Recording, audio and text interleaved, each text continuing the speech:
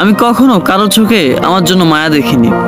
কেউ কখনো আমার পাশে বসে ভরসা দিয়ে বলেনি এত চিন্তা কিসের, সবকিছু একদিন ঠিক হয়ে যাবে। আমি তো আছি বোকা। কেউ ভাবেনি কখনো আমার বিষয়ে। কেউ কখনো আমাকে একমাত্র প্রিয় মানুষের তালিকায় রাখেনি।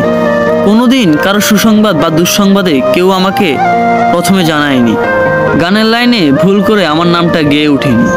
আমার এমন কোনো বন্ধু নেই যে কিনা আমাকে অনলাইনে অ্যাক্টিভ না দেখলে অস্থির হয়ে যাবে, ঠিক আছে কিনা জানার জন্য উতলায় মেসেজ দিয়ে ভরিয়ে ফেলবে ইনবক্স, কিংবা ছুটে আসবে ও শহর থেকে এই শহরে শুধু আমাকে দেখার জন্য।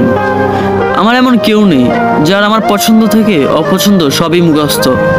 জন্মদিনে সবার আগে উইশ করবে, মন খারাপটা ভালো করে দিবে, গুরুত্বের লিস্টে আমাকে রাখবে সবার উপরে।